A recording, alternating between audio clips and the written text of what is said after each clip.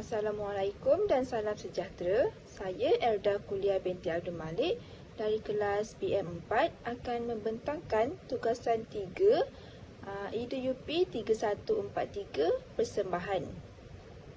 Jadi kita pergi kepada yang pertama, iaitu apakah mobiliti sosial? Mobiliti menurut Kamus Dewan membawa maksud sesuatu yang mudah bergerak atau digerakkan, manakala sosial pula membawa maksud segala yang berkaitan dengan masyarakat atau perihal masyarakat. Mobiliti sosial merupakan gerakan atau perpindahan dari satu kelas sosial ke satu kelas sosial lainnya. Dalam bahasa lain, mobiliti sosial ialah gerak pindah seseorang dari satu status ke status lainnya. Perubahan kedudukan ekonomi seseorang merupakan proses bagaimana mobiliti sosial itu terjadi.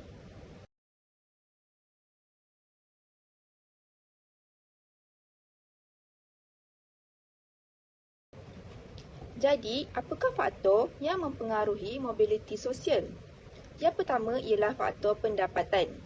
Faktor pendapatan memainkan peranan penting dalam mempengaruhi mobiliti sosial. Faktor pendapatan ini berlaku apabila terdapat perubahan taraf hidup yang terhasil dari peningkatan dalam pendapatan terutamanya atau pencapaian tanpa menukar status seseorang secara automatik. Sebagai contoh, seorang lelaki yang telah menjalankan perniagaan tiba-tiba mendapat untung besar dalam jualan produknya. Secara tidak langsung, taraf hidup serta pendapatan lelaki tersebut juga akan meningkat. Contoh yang boleh kita lihat ialah ahli perniagaan seperti Datuk Seri, di mana produknya mendapat sambutan hangat setelah beberapa lama dilancarkan. Dapat dilihat juga taraf hidup serta sosialnya telah berubah secara drastik selepas itu. Yang kedua pula ialah perkahwinan. Perkahwinan dapat mempengaruhi mobiliti seseorang walaupun kesannya bergantung pada konteks budaya, sosial dan ekonomi. Pemilihan pasangan hidup dapat mempengaruhi keadaan ekonomi seseorang.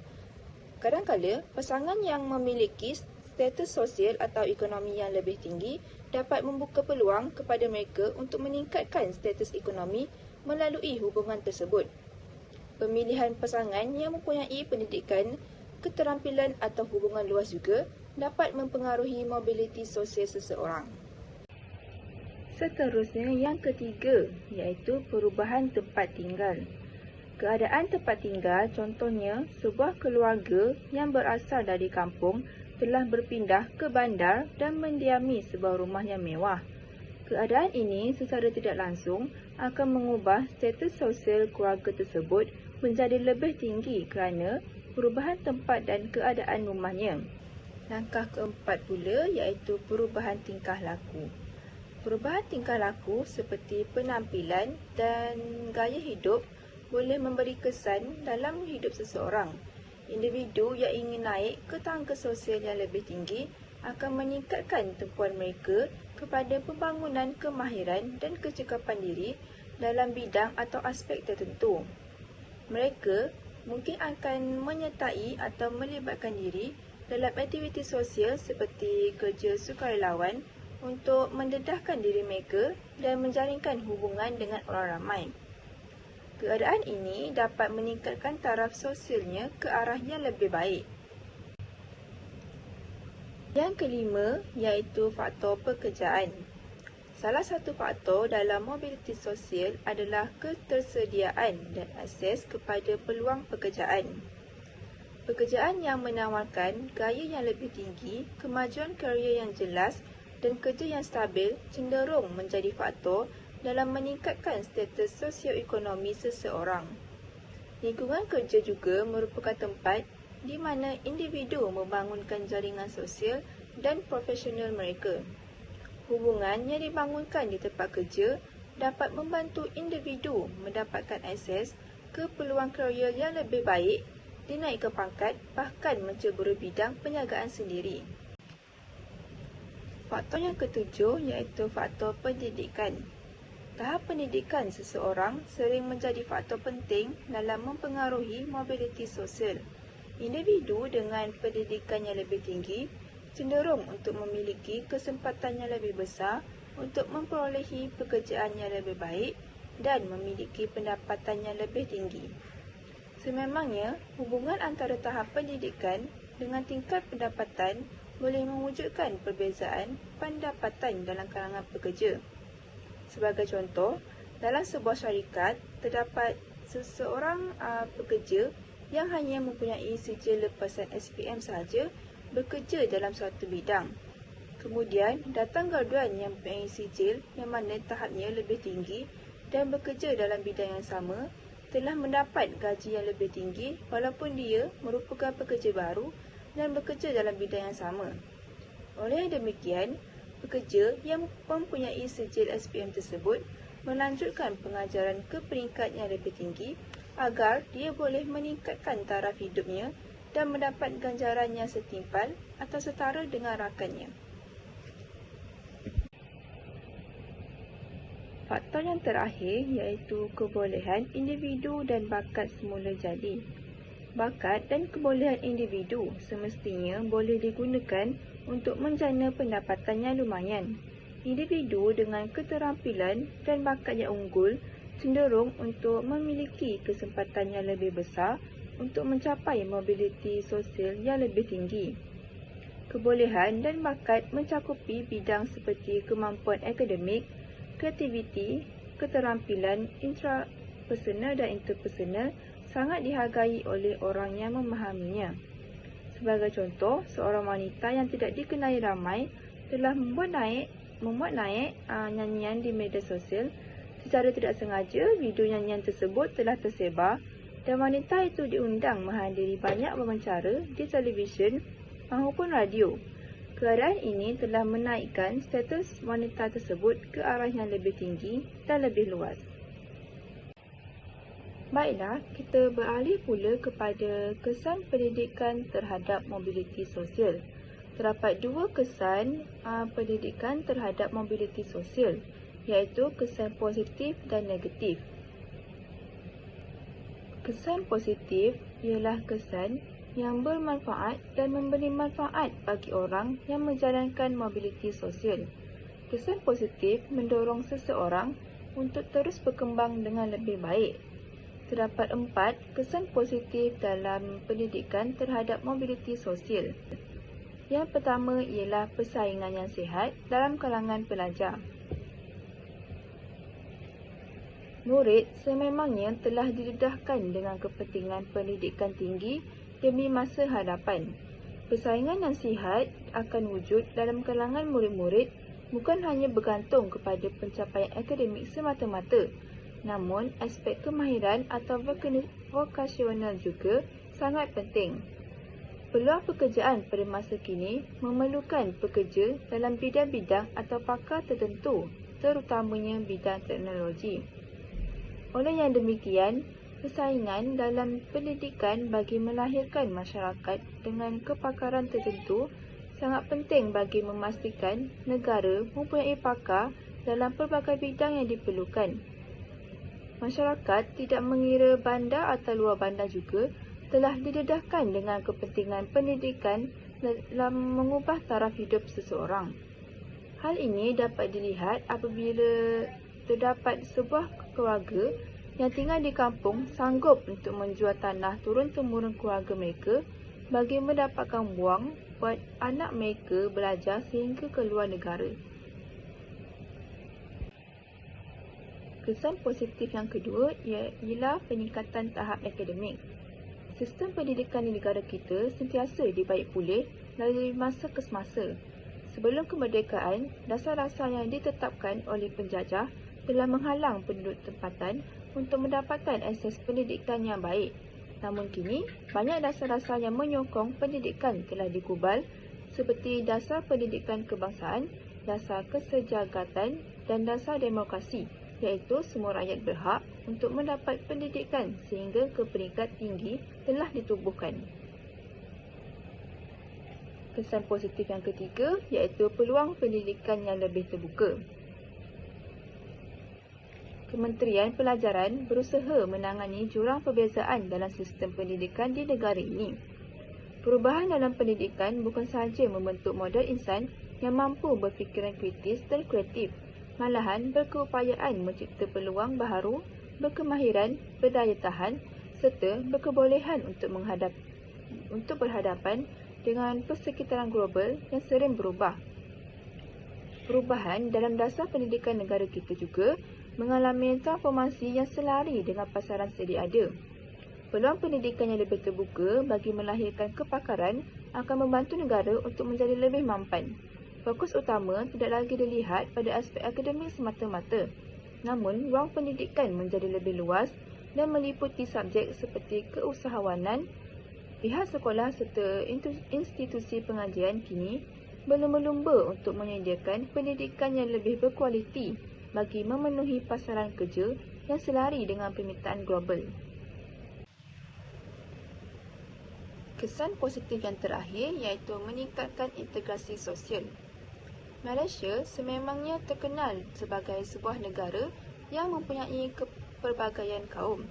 Kepelbagaian ini wujud dalam cara hidup, adat resam, bahasa dan budaya. Oleh yang demikian, perpaduan dari semua kaum sangat dititikberatkan dalam mewujudkan sebuah negara yang harmoni. Bagi mewujudkan perpaduan dalam kalangan masyarakat, kesepaduan sosial diperlukan di mana melalui proses penyesuaian antara beberapa elemen yang berbeza dalam satu kumpulan sehingga dapat menghasilkan corak kehidupan yang harmoni antara satu sama lain. Mobiliti sosial yang berlaku dalam masyarakat akan mengakibatkan perubahan dalam aspek sosial baik dalam segi gaya hidup atau pemikiran dalam kelompok masyarakat. Baiklah, kita beralih pula kepada kesan negatif pendidikan terhadap mobiliti sosial. Yang pertama ialah emosi atau psikologi. Proses mobiliti sosial seringkali penuh dengan tentangan dan hujatan yang dapat menimbulkan stres dan tekanan psikologi pada seseorang. Mereka mungkin akan berasa tertekan kerana mereka meletakkan harapan yang terlalu tinggi terhadap sesuatu. Harapan tersebut juga mungkin datang dari diri sendiri ataupun dari orang sekeliling, seperti ketidakpastian mengenai masa depan sendiri. Yang kedua pula ialah wujud pengkelasan sekolah. Pengkelasan sekolah, contohnya sekolah elit, sekolah berasrama penuh, sekolah kluster mahupun sekolah harian mendapat layanan yang berbeza-beza pada setiap satunya. Sekolah-sekolah yang dianggap elit seringkali memiliki akses yang lebih besar terhadap kemudahan infrastruktur, guru yang berkualiti dan diberi keutamaan dalam pembangunan. Pengkelasan ini akan menimbulkan stigma sosial terhadap sekolah yang dianggap rendah atau kurang mendapat perhatian. Stigma ini juga akan mempengaruhi masyarakat terhadap kemampuan warga sekolah serta keberkesanan pendidikan dan keluaran sekolah tersebut. Yang ketiga, berlakunya konflik. Timbul apabila penolakan mobiliti sosial yang berlaku pada orang lain sehingga individu tidak dapat mengatasi kemampuan diri dalam usaha untuk meningkatkan kemampuan diri. Konflik ini sering berlaku apabila seseorang sering melihat kelebihan yang ada pada diri orang lain tanpa menyedari kelebihan yang dimiliki dalam diri masing-masing. Apabila seseorang melihat pencapaian yang hebat dicapai oleh seseorang, mereka akan mula menjauhkan diri serta melakukan sesuatu yang di luar kebiasaannya. Konflik juga wujud antara generasi. Keadaan ini berlaku apabila nilai pada generasi pertama akan lebih cuba untuk mempertahankan nilai-nilai yang telah diamalkan sejak turun-temurun. Namun, pada generasi yang lebih muda, mereka akan cuba untuk mengambil nilai yang dianggap sesuai dengan mereka dan meninggalkan nilai yang dianggap kuno atau ketinggalan zaman.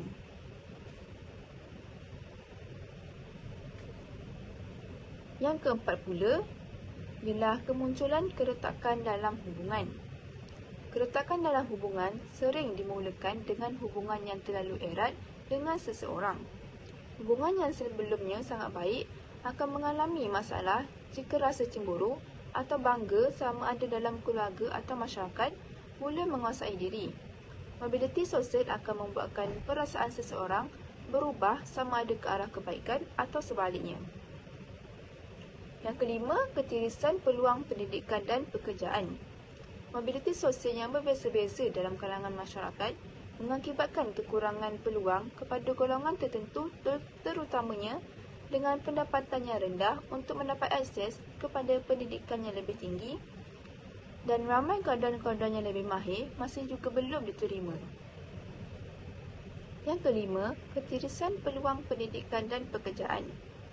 Mobiliti sosial yang berbeza-beza dalam kalangan masyarakat mengakibatkan kekurangan peluang kepada golongan tertentu, terutamanya dengan pendapatan yang rendah untuk mendapat akses kepada pendidikan yang lebih tinggi.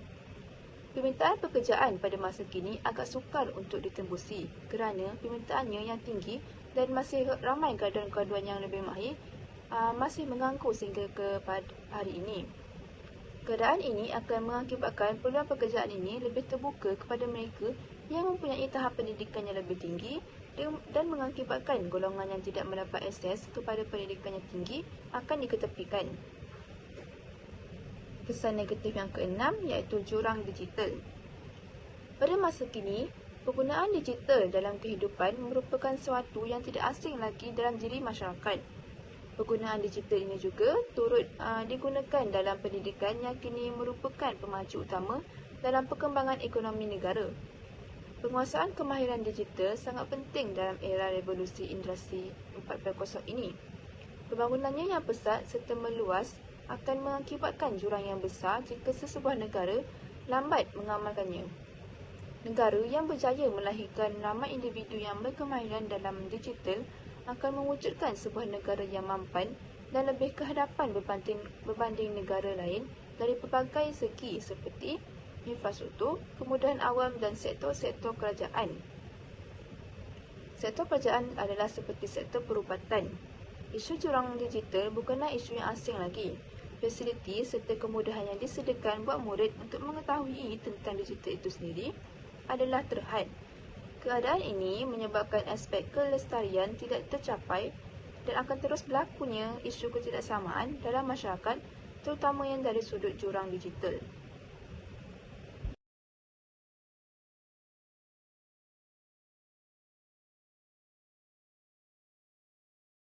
Seterusnya, kita beralih pula kepada pelaksanaan transformasi pendidikan. Transformasi membawa maksud perubahan dalam bentuk sifat, rupa atau keadaan. Sistem pendidikan negara kita sememangnya perlu diubah bagi memastikan pembangunan insan yang seimbang yang menepati arus zaman. Transformasi sistem pendidikan telah dikemukakan dalam Pelan Pembangunan Pendidikan Malaysia PPPM 2013 hingga 2025 telah membawa satu fasa perubahan dalam sistem pendidikan di Malaysia. Beberapa rancangan baru telah dikemukakan untuk menambah baik sistem pendidikan sedia ada yang melibatkan semua pihak dalam menyempurnakan hasrat untuk memartabatkan pendidikan selari dengan falsafah pendidikan kebangsaan. Perubahan pendidikan yang kedua iaitu aspirasi murid. PPPM akan terus mendukung hasrat FPK untuk pendidikan seimbang sebagai asas aspirasi setiap murid. Aspirasi murid adalah untuk memastikan kualiti yang perlu ada pada setiap murid yang meliputi pembangunan murid yang secara holistik dari segi intelek, rohani, emosi, jasmani dan sosial. Terdapat 6 aspirasi murid yang ditetapkan iaitu yang pertama, pengetahuan. Terdapat 6 aspirasi murid yang ditetapkan iaitu yang pertama, pengetahuan. Pada peringkat paling asas, setiap murid perlu memiliki keupayaan literasi dan numerasi sepenuhnya. Aspek ini melengkapkan mereka dengan kemahiran hidup asas serta berfungsi secara berkesan dalam masyarakat bagi membolehkan mereka memupuk nilai untuk diri sendiri, masyarakat dan negara. Di samping itu, penting bagi murid untuk menguasai pelajaran teras seperti bahasa Melayu, bahasa Inggeris, matematik, sains dan sejarah. Yang kedua ialah kemahiran berfikir. Setiap murid akan belajar cara untuk memperolehi ilmu. Mereka akan menerapkan perasaan ingin tahu dan mengamalkan pembelajaran sepanjang hayat.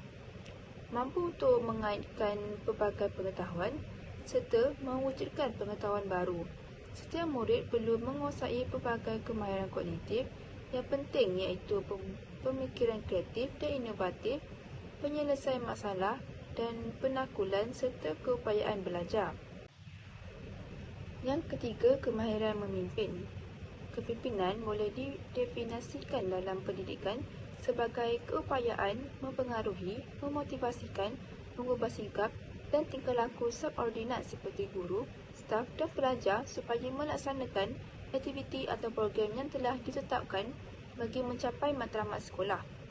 Kemahiran pendidikan kepimpinan merangkumi 4 dimensi iaitu keusahawanan, berdaya tahan, kecerdasan emosi dan kemahiran berkomunikasi. Yang keempat pula iaitu kemahiran dwibahasa. Setiap kanak-kanak menguasai bahasa Malaysia sebagai bahasa kebangsaan dan bahasa Inggeris sebagai bahasa komunikasi antarabangsa. Setiap kanak-kanak juga berpeluang untuk mempelajari bahasa tambahan yang lain. Bahasa Malaysia berfungsi sebagai bahasa ilmu, bahasa rasmi, bahasa kebangsaan, bahasa perpaduan komunikasi dan bahasa penghantar. Selepas tamat sekolah, murid sepatutnya berupaya untuk menggunakan bahasa Malaysia dan bahasa Inggeris dalam persekitaran kerja. Yang kelima ialah etika dan kerohanian. Etika bermaksud prinsip moral atau akhlak atau nilai-nilai akhlak yang menjadi pegangan seseorang individu atau sesuatu kumpulan. Kerohanian pula membawa maksud batin yang berkaitan dengan jiwa. Setiap kanak-kanak akan mempunyai asas moral yang kukuh untuk menepani pelbagai cabaran kehidupan dan membantu mereka dengan berani serta membuat keputusan dengan tepat. Sistem pendidikan yang kelima pula ialah etika dan kerohanian. Etika bermaksud prinsip moral atau akhlak atau nilai-nilai akhlak yang menjadi pegangan seseorang individu atau sesuatu kumpulan. Kerohanian bermaksud batin yang berkaitan dengan jiwa. Setiap kanak-kanak akan mempunyai asas moral yang kukuh untuk menepani pelbagai cabaran kehidupan dan membantu mereka untuk berani serta membuat keputusan yang tepat. Sistem pendidikan juga berhasrat untuk membentuk individu yang penyayang yang dapat menyumbang kepada kesejahteraan komuniti dan negara. Yang terakhir iaitu identiti nasional. Identiti nasional yang kukuh dan terikat dengan prinsip rukun negara. Setiap murid akan berbangga dikenali sebagai rakyat Malaysia tanpa mengira etnik, agama atau status ekonomi. Semangat patriotik juga perlu dipupuk dalam diri setiap murid dengan cara memahami sejarah negara dan berkongsi aspirasi yang sama untuk masa hadapan. Perubahan pendidikan yang seterusnya ialah iklim sekolah. Howard pada tahun 1981 mengatakan bahawa iklim sekolah ada keadaan sosial dan budaya sekolah yang mempengaruhi tingkah laku orang di dalamnya. Iklim sekolah sangat mempengaruhi perkembangan pelajar, terutamanya melalui pengenalan konsep kendiri, keberkesanan, keupayaan bekerja dan kemampuan membina hubungan yang baik dengan orang lain. Pengaruh sekolah memainkan peranan utama selepas keluarga dalam pembentukan personaliti pelajar. Ciri-ciri iklim sekolah yang berkesan ialah kawasan sekolah yang cantik, bersih, selamat dan selesa. Selain itu, komitmen guru terhadap sekolah juga adalah tinggi. Pengetua atau guru besar juga mengamalkan komunikasi terbuka dalam pergaulan dan sikap pelajar yang sentiasa positif. Selain itu, perubahan pendidikan yang keempat iaitu pembelajaran bermakna.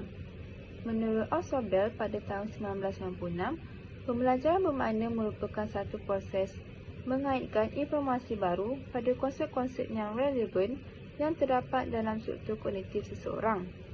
Terdapat 5 konsep untuk pembelajaran bermakna, iaitu yang pertama, untuk memacu kemenjadian murid melalui pembelajaran bermakna.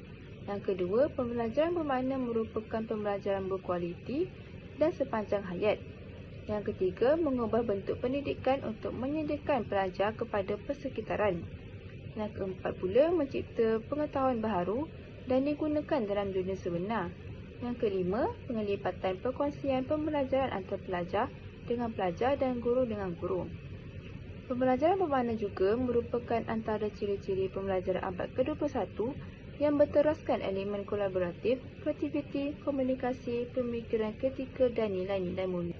Perubahan pendidikan yang terakhir ialah inovasi pendidikan. Menurut Roger E. Miller 1971, inovasi merupakan idea, amalan atau objek yang dianggap baru oleh seseorang. Inovasi dalam pendidikan merujuk kepada pembangunan dan pelaksanaan idea, amalan, teknologi atau pendekatan baharu yang bertujuan untuk menambah baik proses pengajaran dan pembelajaran, meningkatkan hasil pendidikan dan menyediakan pelajar untuk menghadapi cabaran dunia moden.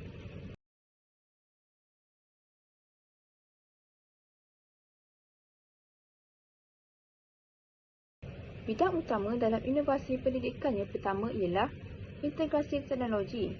Penggunaan teknologi dalam pendidikan telah mengubah proses PDP kepada kemodenan. Inovasi seperti platform pembelajaran dalam talian, aplikasi pendidikan realiti maya dan kecerdasan buatan telah mengembangkan akses kepada pendidikan, menyediakan peluang pembelajaran baru dan meningkatkan penglibatan semua murid. Yang kedua, pembelajaran campuran. Pembelajaran campuran menggabungkan pengajaran bilik belajar tradisional dengan sumber dalam talian atau digital. Yang ketiga, bilik belajar terbalik. Pelajar mempelajari kandungan baharu melalui video dalam talian atau sumber dalam talian atau sumber lain di rumah dan menggunakannya dalam kelas.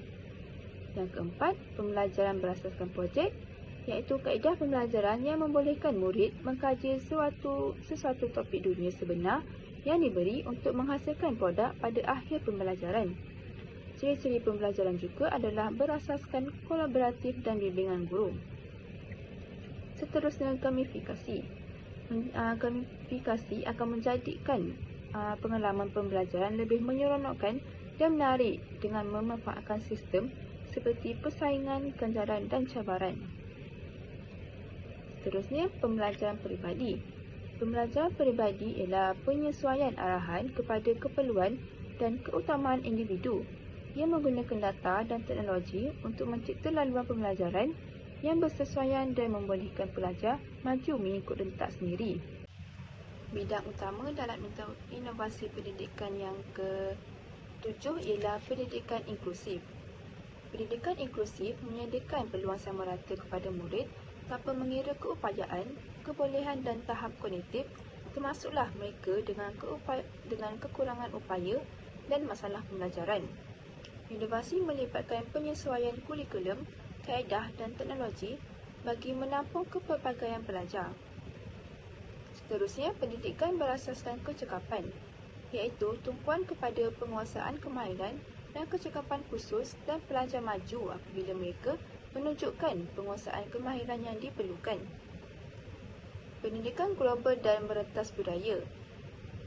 Pendidikan global dan merentas budaya menyediakan pelajar untuk dunia dengan melibatkan inovasi dalam pendidikan antarabangsa seperti latihan kecekapan budaya dan sebagainya.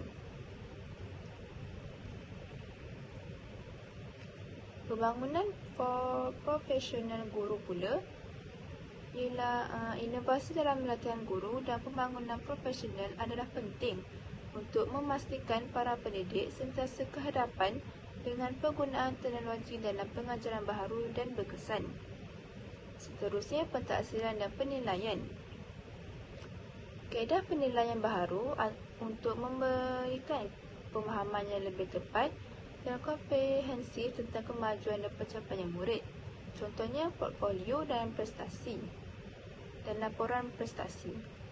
Yang terakhir ialah dasar dan pembaharuan pendidikan.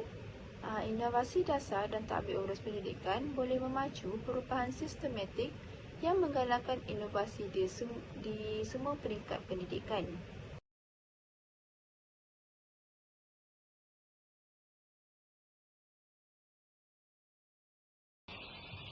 Seterusnya, kita beralih pula kepada transformasi pendidikan di Malaysia dalam meningkatkan mobiliti sosial. Pelaksanaan transformasi pendidikan di Malaysia dapat meningkatkan mobiliti sosial seseorang melalui dasar-dasar yang ditetapkan, terutamanya murid-murid di Malaysia. Yang pertama ialah penekanan kepada keterampilan dan inovasi.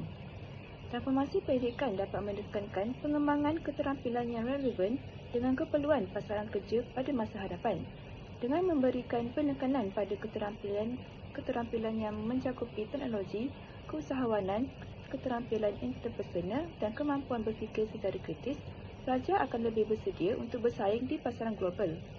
Penekanan ini akan membuka peluang bagi individu dari pelbagai latar belakang untuk mencapai mobiliti sosial yang baik melalui pencapaian profesional mereka. Keadaan ini juga selaras dengan penubuhan pendidikan iaitu inovasi pendidikan di mana guru mendedahkan kepada pelajar tentang penggunaan teknologi terutamanya. Yang kedua pula, kurikulum yang relevan dan inklusif. Transformasi pendidikan juga mencakupi penyempurnaan kurikulum termasuklah isu-isu sosial, budaya dan ekonomi yang relevan dengan konteks Malaysia. Kurikulum inklusif memberi peluang kepada pelajar dari berbagai latar belakang untuk merasa dihargai dan mampu turut serta dalam masyarakat walaupun mempunyai kekurangan.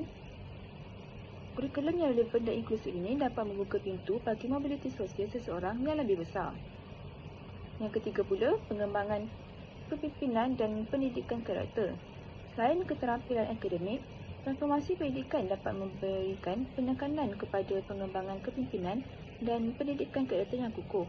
Pengembangan ini membantu pelajar mengembangkan nilai-nilai seperti kejujuran, tanggungjawab dan empati yang merupakan aspek penting dalam mencapai mobiliti sosial dan berjaya dalam kehidupan.